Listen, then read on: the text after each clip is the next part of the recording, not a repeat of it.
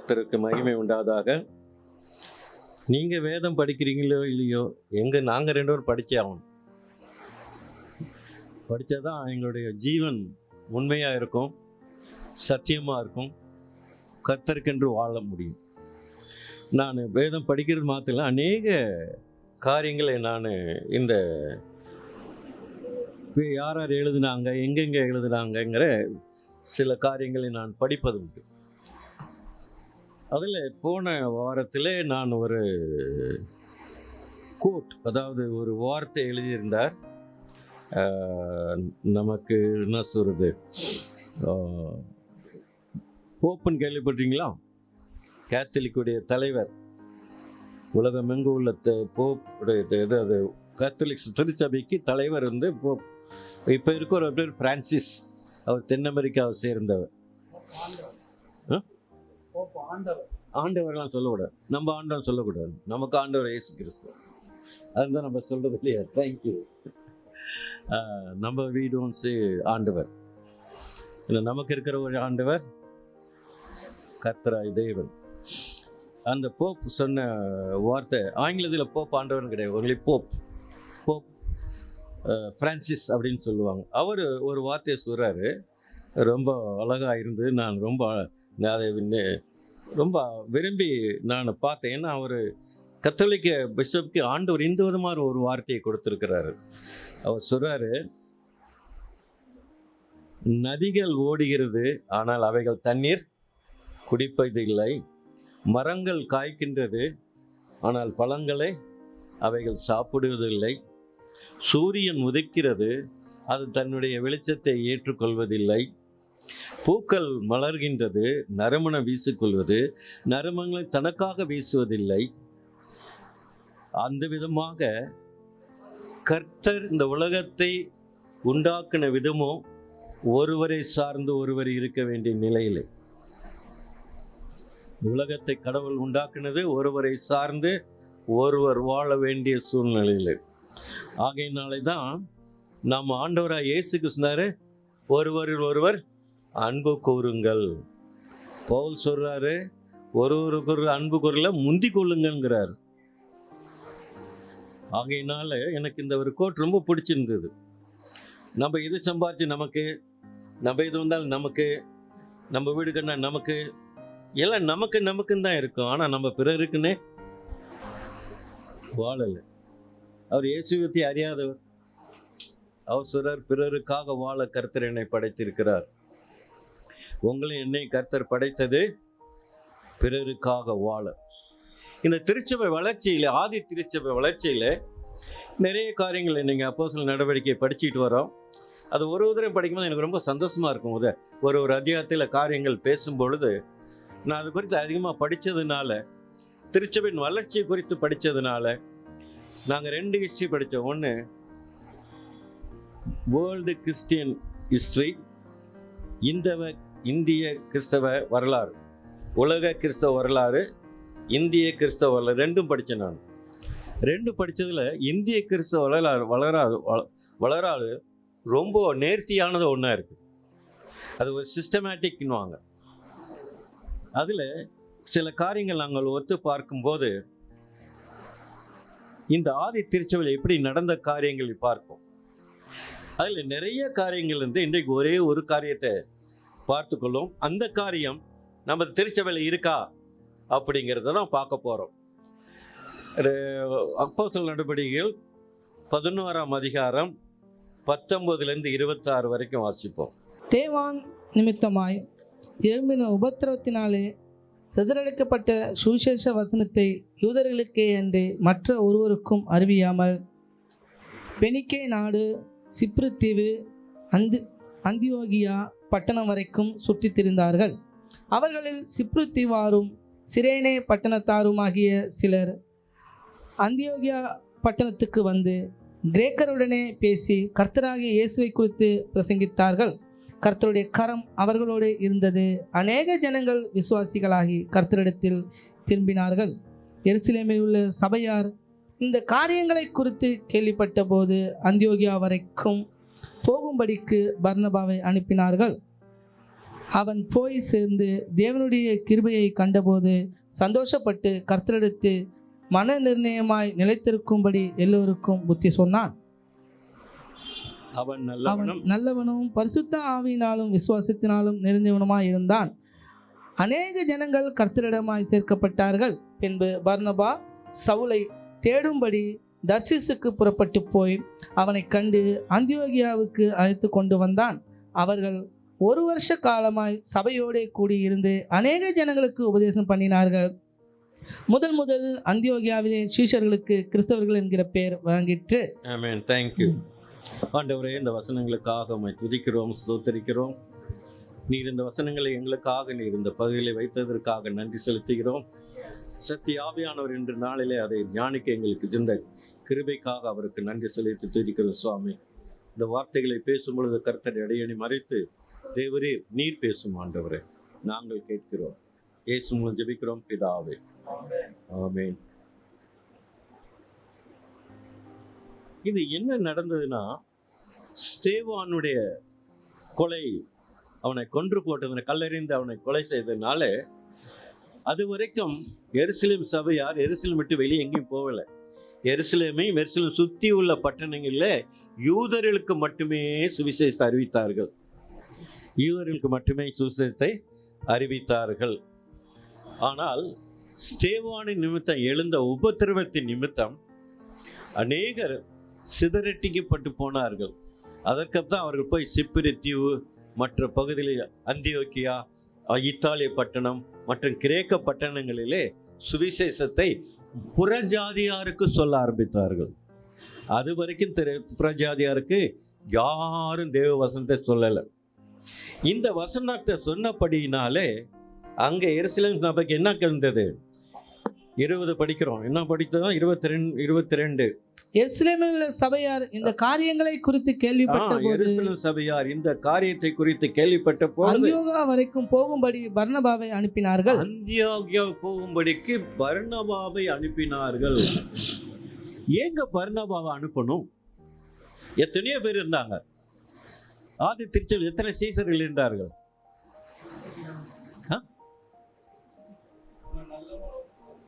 நான் கேட்டேன், ஆதி திருச்சபையில் எத்தனை சீசர்கள் இருந்தார்கள்? நீங்க பர்னபா சொல்றீங்க, நல்லா அழகா இருக்கு.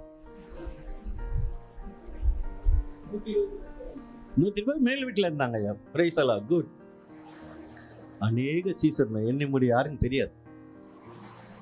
அநேகர் இயேசுவுக்கு என்று தங்களை அர்ப்பணித்து வாழ்ந்து கொண்டிருந்தார்கள். நம்ம நினைக்கிறோம் அத்தனை பேர் இருந்தாங்க, இத்தனை பேர் இருந்தாங்க. இந்த பர்னபா யாரு?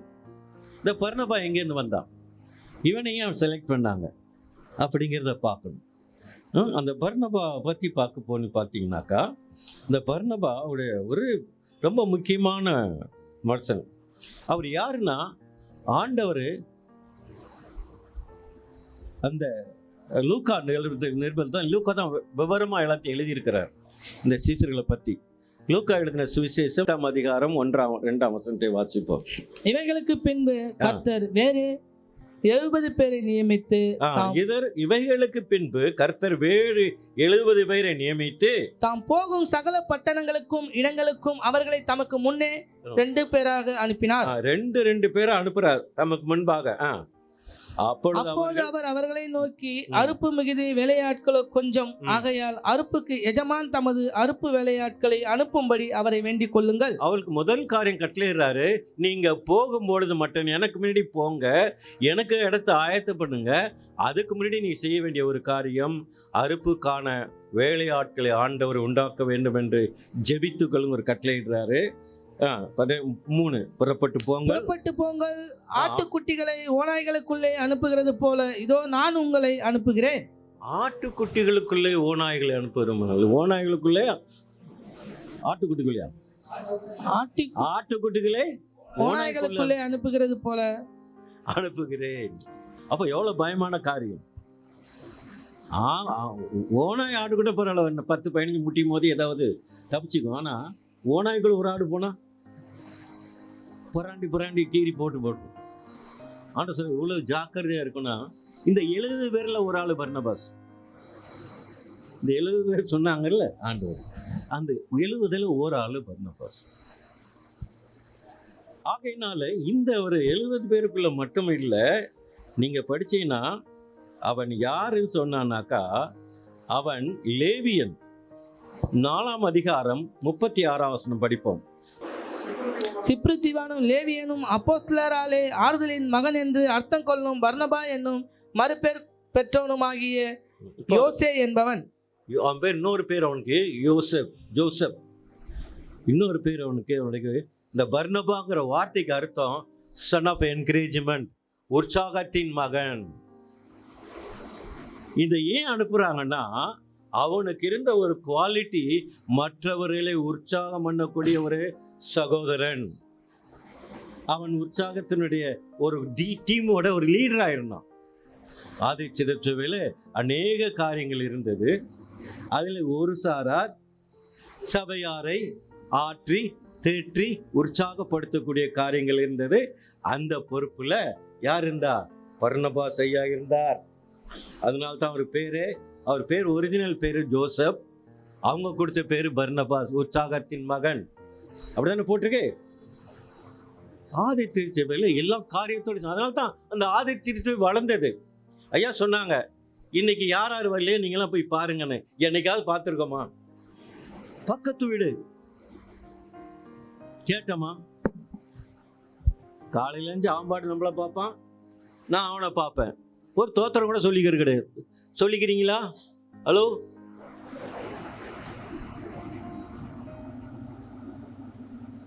எங்கள் வீட்டு பக்கத்தில் என்ன குட் மார்னிங் சொல்கிறேன். யாரை இந்து கிறிஸ்டின் என்னை பிடிக்குதோ பிடிக்கலையோ அதை பற்றி எனக்கு கவலை கிடையாது. வெளியில் பார்த்து நான் குட் மார்னிங் சார் அப்படின்னா அவங்க ரொம்ப சந்தோஷம். குட் மார்னிங் ஐயா, நல்லா இருக்கீங்களா?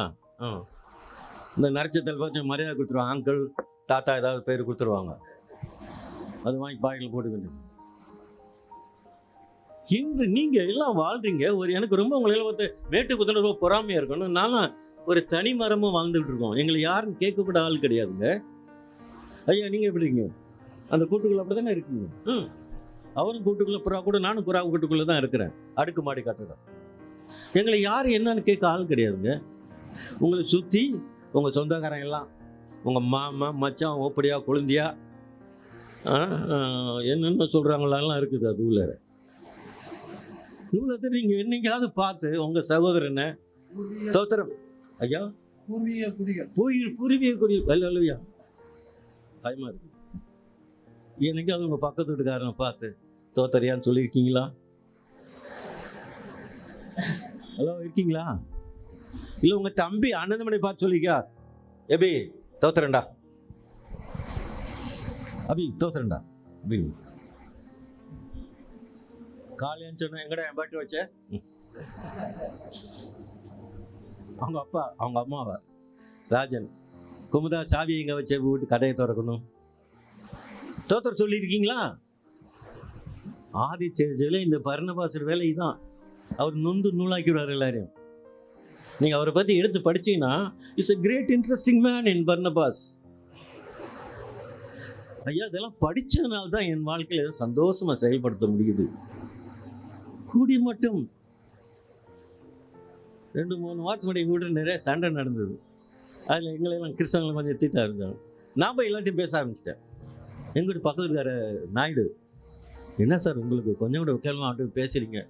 நான் சொன்னேன், எங்கள் சாமி சொல்கிறாரு, அதெல்லாம் மறந்துட்டு நண்பனாயிரு அப்படின்னு. அடுத்த நாள் கேட்குறாரு, அப்படி பைபிளில் போட்டிருக்கிறா? எனக்கு ஒரு பைபிள் கொண்டு ஒரு நீட் கொடுத்தேன்.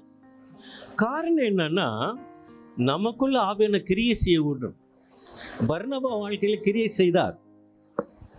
அவன் எப்பேற்பட்டவன் பேர் என்ன பண்ணணும்? 37 வசனம் படிங்க. அவன் தனக்கு உண்டாயிருந்த நிலத்தை விற்று அதன் கிரயத்தை கொண்டு வந்து அப்போஸ்தலருடைய பாதத்திலே வைத்தான். அவன் தாங்க முதல்ல கொண்டு வைக்கிறவன். அவனுக்கு புள்ள குட்டி இருக்கான்னு படிக்க போடலை, மனைவி இருக்கான்னு போடலை. என்ன வைத்தான்? தனக்கு உண்டான நிலத்தை விற்று அதன் கிரயத்தை கொண்டு வந்து அப்போஸ்தலர் பாதத்தில் வைத்தான். இன்னைக்கு ராஜி ரொம்ப நேரம் 3 வாரம் 4 வாரம் கேட்குறாரு, கொஞ்சம் உதவி பண்ணுங்கோ விபிஎஸ்க்கு. நீ இந்த காதில் வாங்கி எதுக்கு தெரியுமா காது குத்துறாங்க? இந்த காதுல போய் உள்ள இந்த பக்கம் வராது, அதான் இந்த ஓட்ட வழியே வெளியே போயிடும். அதுக்கு தான் காது குத்துறதுன்னு பேர். சில பேர் சொல்லுவாங்க, டே ஏதாவது போய் விட்டா எனக்கு காது குத்தியாச்சுரா அப்படின்னு. நான் இந்த உள்ள காது உள்ள போய் அந்த ஓட்ட வழியே வெளியே போயிடுமா. பர்னபாஸ் வாழ்க்கை பாருங்க, முதலாவது தான் ஒரு எடுத்துக்காட்டாக வாழ்ந்த மனிதன். அதனால்தான் அந்த அப்போஸ்தலரே அவனுக்கு உற்சாகன் மகன் என்ற பேரை, பர்னபா என்ற பேரை வாங்கினான். நமக்கு என்ன பேர் சொல்லுவீங்க? எனக்கு என்ன பார்த்தா என்ன சொல்லுவீங்க? எப்போ ஒரு ரோட்டில் போகிறோம், கேட்குறேன், உங்கள் சபைக்கு ஒருத்தர் பெரியவர் வர்றார், அவர் யாருன்னு கேட்பாங்க. ஏன்னா இந்த உலகம். அவங்க பஸ்ஸில் உட்காந்தேன், ஒருத்தர் இறங்குறாரு, குடிக்காரு, நல்ல போதையில். நான் இறங்க போகிறேன், அவர் இறங்க போகிறாரு. நான் இந்துக்களை உட்காந்துருக்கேன், அவர் ஏஞ்சிட்டு பெருசு திருமங்கலம் தானே.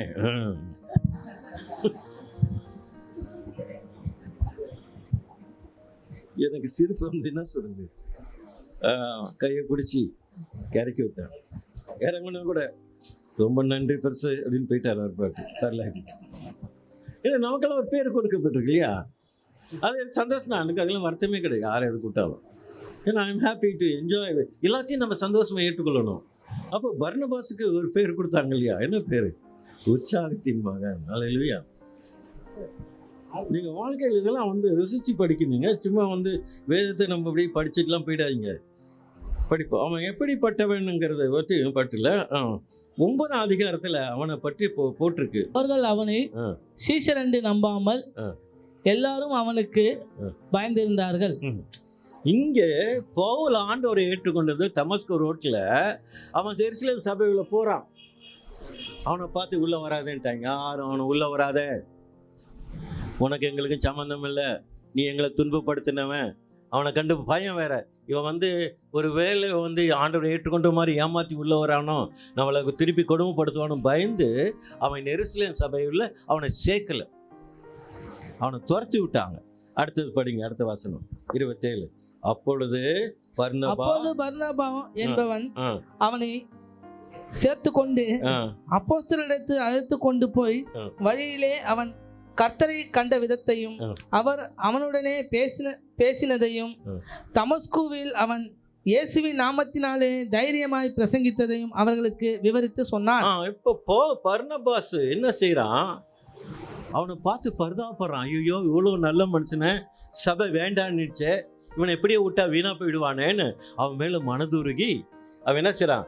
கூட்டிகிட்டு போகிறான். திருப்பி கூட்டிகிட்டு போய் அவனுடைய சாட்சியை சொல்கிறான்.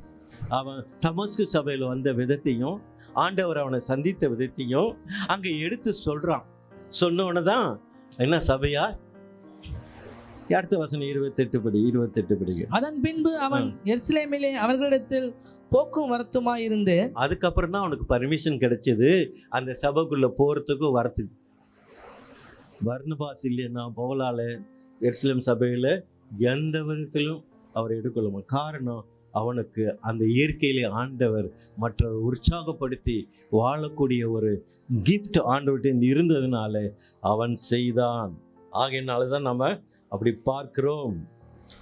சரிங்க, இப்பேற்பட்ட பர்னபாஸ் இல்லைன்னா, அப்படிப்பட்ட ஒரு பர்னபாஸா இருந்ததுனால தான் எருசலேம் சபை பார்த்தாங்க. அந்தியோக்கியால இவ்வளோ பேர் கிரேக்கர்கள், நான் யூதர்கள் கிறிஸ்துவை ஏற்றுக்கொண்டு கிறிஸ்துவ ஆகியிருக்கிறார் கேள்விப்பட்ட பிறகு யாரடா அனுப்பலான்னு யோசனை பண்ணும்போது சபையாய் அங்கே சேர்ந்து முடிவெடுத்த ஒரு காரியம், பர்னபாவை அனுப்பலாம். காரணம், அவன் தான் சரியான மனிதன். அவன் போனால் தான் சபை அங்கே உற்சாகப்படுத்தப்படும், சபை ஸ்திரப்படுத்தப்படும், அநேகர் கர்த்தர்கள் வருவார் நம்பிக்கை அவன் மேலே இருந்ததுனால்தான் எருசலேம் சபையார் என்ன செஞ்சாங்க? பர்னபாவை அனுப்பினாங்க. சரிங்க, அவன் எப்பேற்பட்டவனா இருந்தாங்க?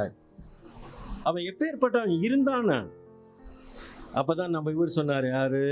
ஆமோசையா. அவன் 11:24 அவன் நல்லவனும் பரிசுத்தாவினாலும் விசுவாசத்தினாலும் இருந்தவனுமாயிருந்தான். ஆமாங்க, வந்து பார்க்குறான். பார்த்தோன்னா கர்த்தருடைய கரம் அவர்கள் மேலே இருந்தது. அவன் பக்திமான் மட்டும் இல்ல, அவன் ஆசுத்தாவில நிறைந்தவனும் விசுவாசத்தில் சிறந்தவனுமாயிருந்தான். ஒரு விசுவாசிக்கு இருக்க வேண்டிய 2 காரியம். ஒன்று ஆவியின் நிறைவு இருக்கணும், 2வது விசுவாசம் இருக்கணும். விசுவாசம் இல்லாமல் ஆவியின் நிறைவு இருக்காது, ஆவி நிறைவு இல்லாமல் 2 சேர்ந்து போகக்கூடிய காரியம். ஆண்டவர் ரொம்ப நல்லவருங்க. ஒரு காலம் அவர் பழைய ஏற்பாடையும் புதிய ஏற்பாடையும் பிரித்து பேசாத ஒரு கர்த்தர். பழைய ஏற்பாடையும் புதிய ஏற்பாடையும் சேர்த்து பேசக்கூடிய ஒரு வார்த்தை. அது எங்க பார்த்தீங்கன்னா மத்தேயு எழுதின சுவிசேஷம் 22ஆம் அதிகாரம் 37ஆம் வசனம். இயேசு அவனை நோக்கி உன் தேவனாய கர்த்தரிடத்தில் உன் முழு இருதயத்தோடும் உன் முழு ஆத்துமாவோடும் உன் முழு மனதோடும் அன்பு கூறுவாயாக. இது முதலாம் பிரதான கற்பனை. இதற்கு ஒப்பாய் இருக்கிற இரண்டாம் கற்பனை என்னவென்றால் உன்னிடத்தில் நீ அன்பு கூறுவது போல பிறனிடத்திலும் அன்பு கூறுவாயாக என்பதே. ஆமா, ஆண்டவர் எந்த விதத்திலுமே பழைய ஏற்பாடு புதிய பிரிச்சு பேசவே இல்லை. அவர் செஞ்சார், எதை செஞ்சாலும் இதையும் செய்யணும், இதை செஞ்சா அதையும் செய்யணும், 2ஐயும் சேர்த்து சொல்லிட்டு இருக்கார் ஆண்டவர் ஒன்றும் பிரிச்சியே சொல்லலை. அதனால சொல்றாரு, பழைய கற்பனை எங்கே போட்டிருக்குன்னா இது எந்த இடத்துல போட்டிருக்குன்னு சொன்னீங்கன்னா, நீங்கள் உபகாரம் படித்தீங்கன்னா உபகாரம் 6ஆம் அதிகாரத்தில் போட்டிருக்குது, உன் தேவனாய கர்த்தரை முழு எழுத்தோடும் முழு ஆத்மாவோடும் முழு பலத்தோடும் அன்பு கூறுவாயாகன்னு தான் போட்டிருக்கு. ஆனால் புதிய ஏற்பாடு ஆண்டவர் சொல்றாரு, நான் உங்களுக்கு சொல்றேன், நீ உன்னில் அன்பு கூறுவது போல. ஆகையில 2 சேர்ந்து இருக்கக்கூடிய காரியங்கள் தான் இந்த. அதனால தான் விசுவாசமும் பரிசுத்த ஆவியானவர். பழைய ஏற்பாடுகள் பரிசுத்தன் வெளியே இருந்து கிரியை செய்தார், புதிய ஏற்பாடுல பரிசுத்தன் உள்ளுக்குள்ள இருந்து கிரியை செய்கிறார். விசுவாசமும் இருக்கணும். அதனால்தான் அந்த பர்னபாஸ் என்ன இருந்தது, அவன் பரிசுத்தாவினாலும் விசுவாசனால் நிறைந்தவனாக காணப்பட்டான். அதனால்தான் அவனை அனுப்புறாங்க. 2 பிள்ளைகளே, இந்த கொடுமை ரொம்ப இருக்கு. படிப்போம்